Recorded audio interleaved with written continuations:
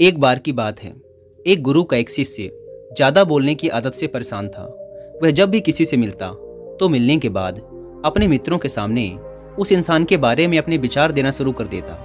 उससे कोई पूछे या ना पूछे, वह अपने आसपास की लगभग हर चीज़ के बारे में अपनी राय बता देता। आश्रम में रहने वाले लगभग हर छात्र और शिक्षक के बारे में उसकी अपनी सकारात्मक या नकारात्मक राय थी, जिसे वो बिना सोचे समझे लोगों के सामने रख देता। जब भी आश्रम में रहने वाला कोई दूसरा छात्र अपनी कोई समस्या लेकर उसके पास आता तो वह उसकी पूरी बात सुने बिना ही उसे सलाह देना शुरू कर देता। वह अक्सर अपने मित्रों से कहता रहता कि तुम्हें ये काम ऐसे करना चाहिए था, वो काम ऐसे करना चाहिए था। उसे अपनी आसपास की चीज़ों के बारे में जो भी आधा अधूरा ज्ञान था, मित्रों के बीच गपशप के समय वह बोल बोल कर अपने उस ज्ञान का दिखावा करता। उसकी इन हरकतों की वजह से आश्रम का कोई भी छात्र या शिक्षक उसे गंभीरता से नहीं लेता था। अक्सर उसके साथ पढ़ने वाले छात्र उससे दूर रहने की कोशिश करते, क्योंकि वह हर बात पे उन्हें सलाह देने लग जाता था। कोई भी उसे अपना मित्र नहीं बनाना चाहता था, सब उससे दूर रहना ही पसंद करते थे। और अक्सर आश्रम में रहने वाले दूसरे छात्र उसकी पीठ पीछे उसकी इन आदतों की वजह से उसका मजाक बनाते। उस लड़के को भी पता था कि उसकी ज़्यादा बोलने की आदत की वजह से कोई भी उसे पसंद नहीं करता। वो भी अपनी इस आदत को बदलना चाहता था, लेकिन वो चाह कर भी हर बात पे अपनी राय देने की आदत को छोड़ नहीं पा रहा था। एक दिन वो अपने गुरु के पास गया और अपनी सारी समस्या गुरु को बताई। गुरु ने कहा, बेटा, ज़्यादा वही इंसान बोलता है जिसे लगता है कि वो सब कुछ जानता है।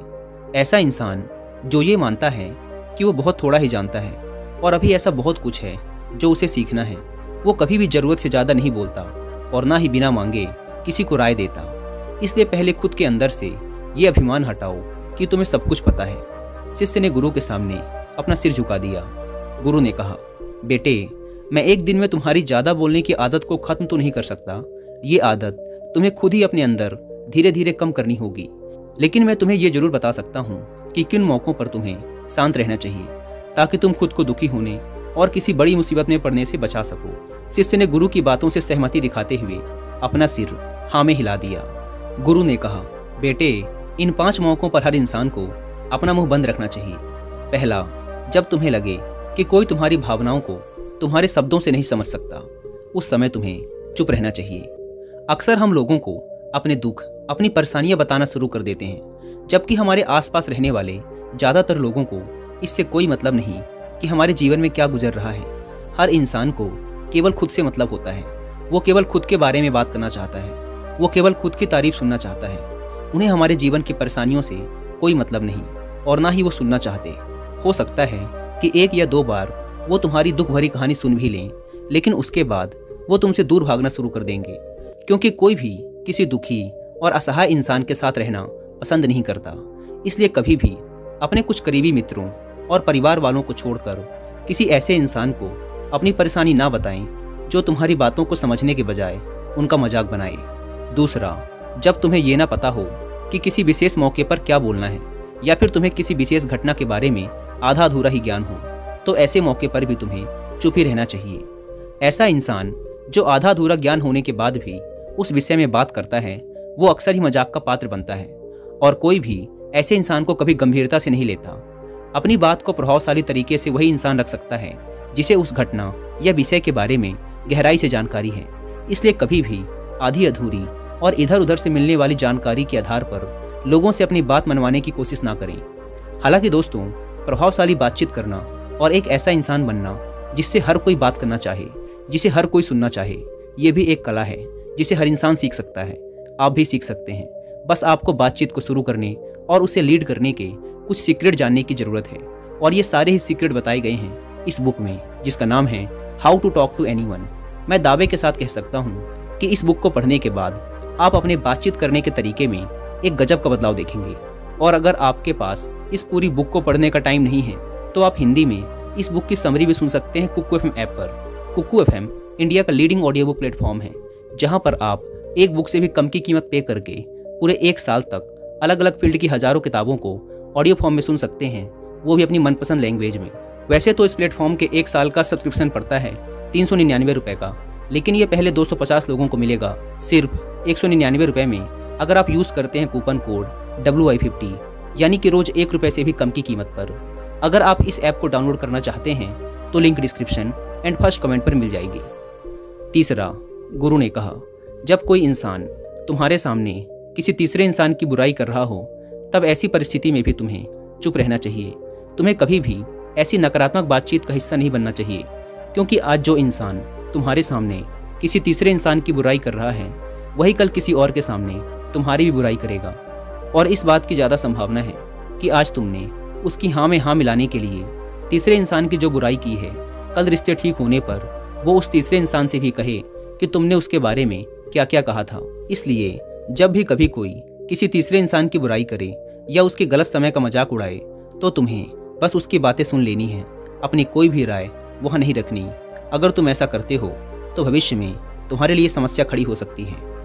गुरु ने कहा, चौथा, जब कोई तुम्हारे ऊपर गुस्से और घृणा से चिल्लाए, तुम्हारा अपमान करने की कोशिश करे, तब ऐसी परिस्थिति में तुम चुप रहकर सामने वाले के गुस्से और घृणा को कम कर सकते हो। साथ ही तुम स्थिति को खराब होने से बचा भी सकते हो। जब तुम सामने वाले के क्रोध का जवाब क्रोध से ना देकर उस समय चुप रह जाते हो, तब यह बात उस क्रोध करने वाले इंसान के दिल में लगती है।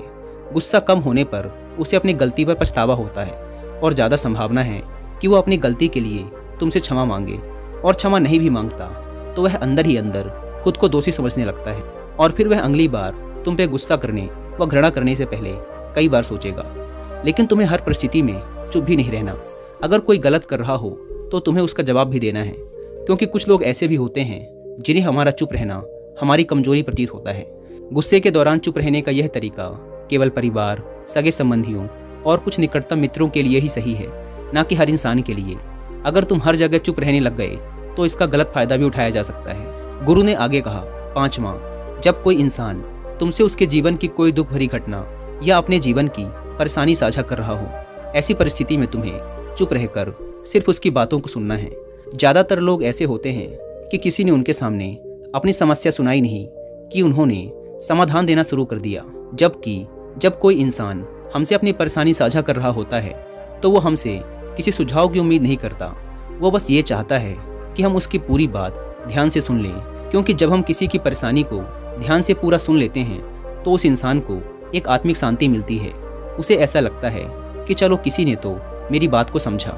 अधिकतर मौक़ों पर जब लोग हमसे अपनी परेशानी साझा करते हैं तो वो बस हमें अपनी बात बताना चाहते हैं। वो ये नहीं चाहते कि हम उन्हें सलाह देना शुरू कर दें, क्योंकि जो सलाह हम उन्हें देने वाले हैं वो सब उन्हें पहले से ही पता है। परेशानी के समय में किसी इंसान को सांत्वना देने का सबसे अच्छा तरीका है कि हम बस उस इंसान की पूरी बात को ध्यान से सुन लें। जब हम लोगों की बातों को बिना उन्हें बीच में रोके और बिना किसी सलाह दिए पूरे ध्यान से सुनते हैं तो उनकी नज़रों में हमारे लिए सम्मान और स्नेह का भाव पैदा हो जाता है। हम ज़्यादा गंभीर, समझदार और शांत दिमाग वाले इंसान प्रतीत होते हैं। इसलिए अब जब भी अगली बार तुम्हें कोई अपनी परेशानी बताए तो बस उनकी बातों को ध्यान से सुन लेना, और जब तक वो तुमसे ना मांगे तो उन्हें किसी भी प्रकार की सलाह मत देना। गुरु ने कहा, मेरी एक बात हमेशा याद रखना, जब तुम कम बोलते हो तो लोग तुम्हारी तरफ ज़्यादा आकर्षित होते हैं कि तुम क्या हो और तुम क्या सोचते हो। शिष्य ने हाँ में सिर हिलाया। शिष्य अब गुरु की बातों को समझ चुका था कि उसे किन किन परिस्थितियों में शांत रहना है। उसने यह भी जान लिया था कि कम बोलकर वह आश्रम में अपनी प्रतिष्ठा वापस पा सकता है। उसने गुरु को धन्यवाद किया और वहाँ से चला गया।